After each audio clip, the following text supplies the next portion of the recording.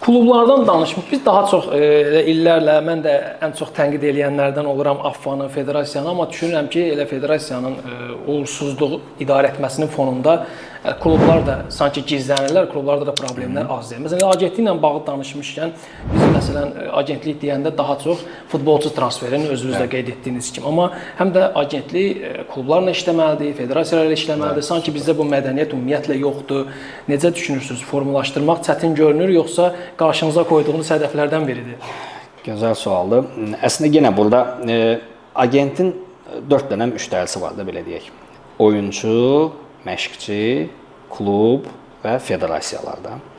Yenə deyirəm, bunun Azərbaycan olmasının səbəbi ya agent bunu kifayət qədər düzgün şəkildə çatdıra bilmir klublara, federasiyalara və s. və ya əksinə. Onlar klublar bunları bilirlər, amma marağında deyirlər. Oyunçu və məşqçi ilə bağlı olaraq çox danışmayayım, çünki hamı bilir ki, agent oyunçu ilə işləyir, məşqçi ilə işləyir. Onlarla necə işləməlidir? Daha sonra bunu danışa bilərik və növbəti suallarda. Klub və federasiyalarla bağlı olaraq, bəli, mən Azərbaycanda ən azından mən gördüyüm qədərilə heç bir klub bir agentlə əməkdaşlıq eləmir, nə mənadır? Yalnız oyunçu alışı ilə bağlı olur. Yəni klub agentə müraciət edir ki, məsəl üçün Emin bəy bizə bu tip oyunçular lazımdır. Amma bunun PR məsələləri, kommunikasiya məsələləri və s. çoxdur. Mən daha aktualını deyim. Məsəl üçün futbolçu satışı, klub. Bu dünya təcrübəsində çoxdur. Siz klub sahibisiniz və ya klub idman direktorusunuz. 24 dənə oyunçunuz var da. Bu ildə bu məşqçidir, nəsə bu şeylə gedirsiniz. Mümkündürmü ki, siz 2 il, 3 il eyni heyətlə, 4 il eyni heyətlə davam edəsiniz? Təbii ki, yox. Yəni kimlərisə satmaq istəyirsiniz. Əlavələr, yəni hansı ki, tamam bunlar da zaten 24 oyuncu, 22 oyuncu hamısı dəyərlidir. Dəyərli olmasa siz bunları almarsınız. Amma vaxtaşırı bunları hansındansa artıq dəyişmək lazımdır, imtina etmək lazımdır. Bu işi əsas görən tərəflərdən biri agentlərdir. Agentlər olmalıdır. Agentlər bu işdə elə əsas işlərdən budur ki, onlar bu oyunçuları başqa klublara getməsində köməkləyirsə və bu minvalda klub agentə müraciət eləməlidir ki, və dünya təcrübəsinə bəyərdir ki, məsəl üçün siz klub idman direktoru mənə müraciət edirsiniz ki, Emil bəy, baxın, məndə 4 dənə oyunçu var. Ya yeni məşqçi gəlib oyunçunu bəyənmir və ya oyunçu intizamsızdır və ya oyunçunun performansı düşüb. İstənilən bir səbəblə deyə bilirsiniz ki, bu oyunçunu biz əldən çıxartmaq istəyirik. Bunda bu qədər də maaşı var, yəni oynamırsa haqlı olaraq niyə bu maaşı verim də? Ki, bəli, onun bizdən kontraktı var, amma biz onu buraxa bilərik və ya şərtlərini deyirsiniz ki, Emil bəy, bu oyunçuya əgər, nə bilim, 100 min dollar, 150 min dollar təklif gəlsə, biz baxmayaraq ki, çox keyfiyyətlidir, bunun dəyəri 2 milyondur və s. fərqi yoxdur. Mən xatırlayıram, bir klubla görüşmüşdüm yeni və bu haqda məlumat verildi. Belə bir əks cavab gəldi mənə ki, biz niyə oyunçuları sizə deyək ki, lazım olsa biz özümüz satarıq da oyunçuları. Məsəl üçün, mən çox gülməli gəldi mənə. Məsəl üçün, mən düşünürüm ki, klubun... Azərbaycanda gəlir, əlbəttə. Yəni, klub futboldan başqa, yəni, satmaq işinə baxır ki, oyunçuları mən... Yəni, siz neçə dənə klubla danışa bilərsiniz ki? Neçə klubla danışır? Və ya necə olur kommunikasiya? Yəni, yığırsınız...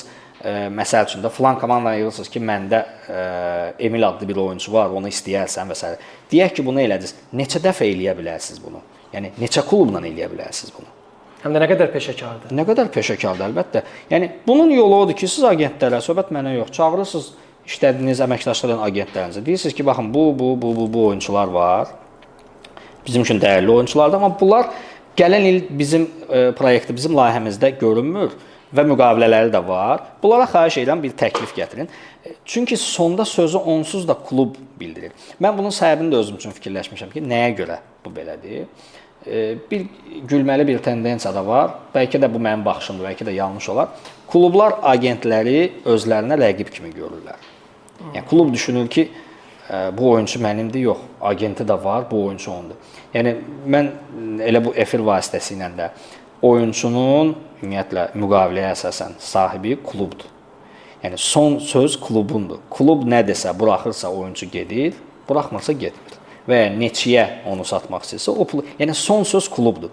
Klubun mən düşünürəm, klubun qorxusu odur ki, mən niyə agent vasitəsilə bunu eləyim, amma özüm eləyim də. Yəni Burada klubun müəyyən bir faiz var ki, o satışdan, klubun deyirəm, agentin o satışdan müəyyən bir faiz gəliri var.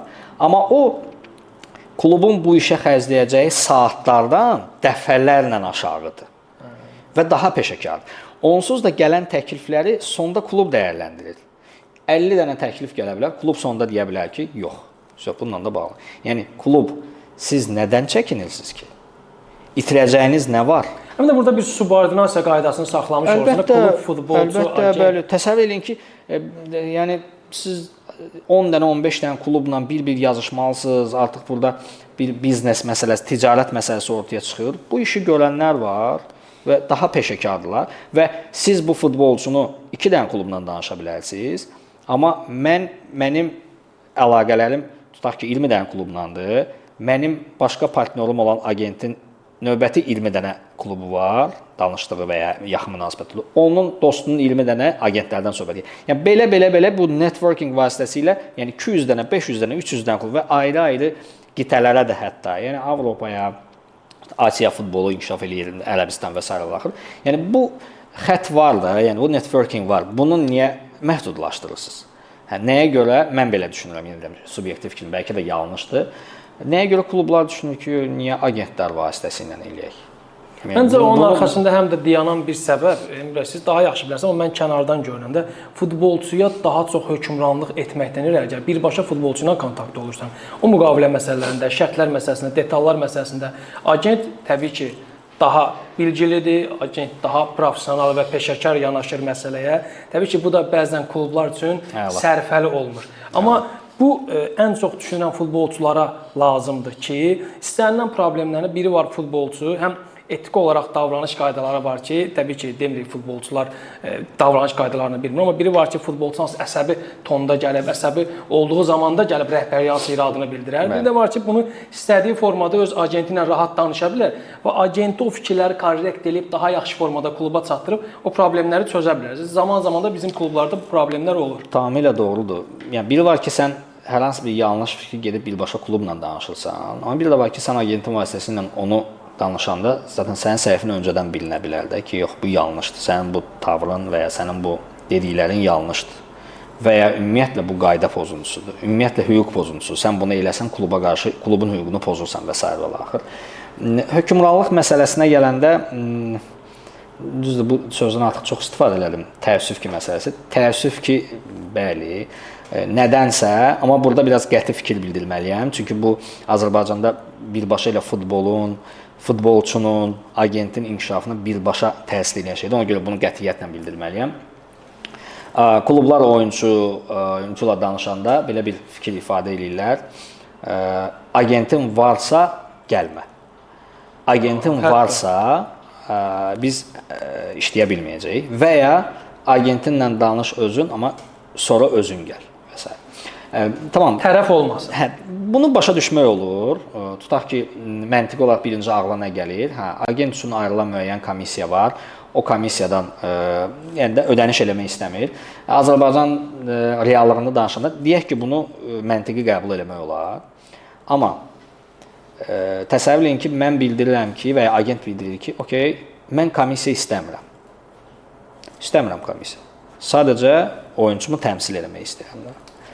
Yaxşı, klub buna da icazə vermirsə nə fikirləşirsiniz? Yəni ağla məntiqli nə gəlir? Bizim dediyimiz məsələ gəlir. Başqa bir variant. Başqa bir şey, bəlkə də gələrsə. Maliyyə itirmirsənsə, nədir marağın, yəni razılaşmırsan? Kobud bir misal çəkim, sadəcə daha aydın olması üçün. Təsəvvür edin ki, məhkəmə olur və hakim sizə bildirir ki, gəl məhkəməyə, amma vəkilini gətirmə. Məncə də gülüncdür. Bəli. Siz güldüyünüz kimi, məncə də gülüncdür. Burada ağlı ilk nə gəlir?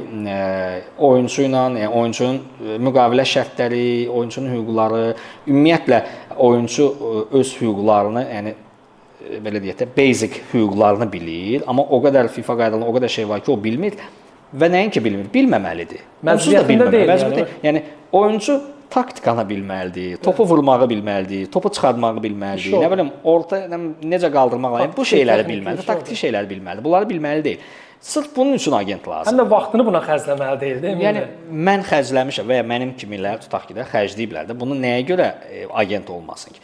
Ona görə dediyiniz sualın cavabı mən düşünürəm ki, bəli, əgər belə bir şey varsa ki, var, yəni bunun səbəbini ancaq yəni oyunçulara bəli hökmran eləməkdə görürəm. Amma yəqin ki, indi izləyicilər də öz fikirlərini qeyd eləyərlər. Təbii ki.